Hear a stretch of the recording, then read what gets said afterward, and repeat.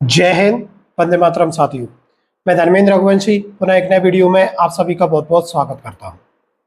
साथियों, आज की इस वीडियो में हम बात करेंगे अतिथि शिक्षकों को लेकर।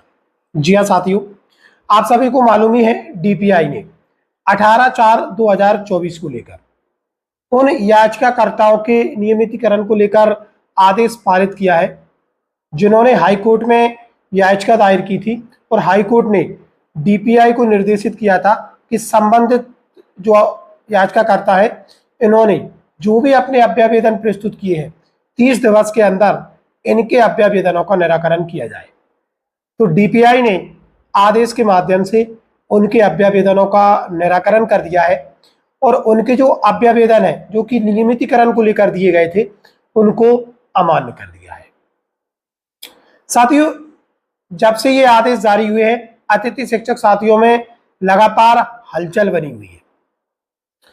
बहुत सारे सोशल मीडिया प्लेटफॉर्म पर या हम यूं कहें समाचार पत्रों में इस खबर को इस तरीके से लिया गया जिसमें मुख्य रूप से यह हेडलाइन बनाई गई कि अतिथि शिक्षकों का नहीं होगा नियमितीकरण।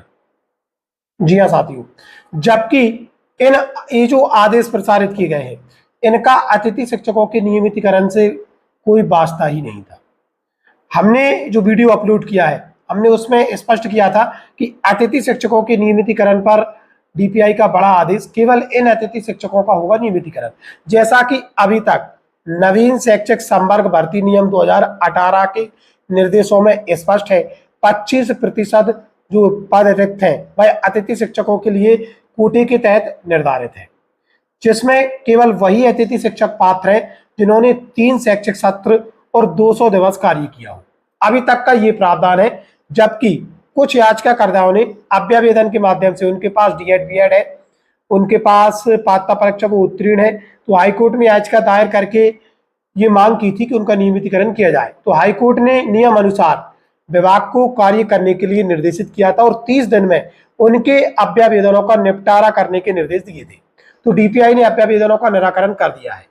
जब हाईकोर्ट ने ये निर्देश दिए थे तब भी हमने स्पष्ट किया था कि हाईकोर्ट या कोई भी कोर्ट हो, अपना जो निर्णय है वह किसी भी विभाग के या सरकार के जो नियमों के दायरे में आते हैं उनके तहत ही निर्णय देता है, यानी कि जो गेंद है वो विभाग के या सरकार के पाले में फेंक दी जाती है, विशेष रूप से कर्मचारियों के मामले में। तो वही यहाँ पर हुआ और इसे इस तरीके से अतिथि शिक्षकों के बीच रखा गया है कि अब इनका जो नियमितीकरण है वो होगा ही नहीं। तो साथियों, ऐसा कुछ भी नहीं होने जाने वाला है। अतिथि शिक्षक साथी काफी ज्यादा आक्रोशित नजर आ रहे हैं, काफी ज्यादा हताश और निराश हुए। तो आपको किसी भी प्रकार से चिंतित ही नहीं होना है। आपके लिए जैसा कि स्पष्ट किया गया है आने वाले समय में नीति जरूर बनेगी, आप इस चीज से बिल्कुल भी निश्चिंत रहें। अभी फिलहाल भर्ती नियम 2018 के तहत जो निर्देश हैं, जो नियम है, उनके अनुसार ये निर्णय दिया गया है।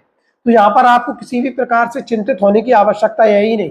और हम लगातार अतिथि शिक्षकों से ये बात विभिन्न वीडियोस में कहते आए हैं, किसी भी तरीके से आपको यदि कोर्ट केस के लिए बरगलाया जाता है तो हम पुनः यहाँ पर स्पष्ट कर देना चाहते हैं कि आप कोर्ट केस के माध्यम से जो नियमितीकरण का रास्ता है वो खुलना काफी मुश्किल है।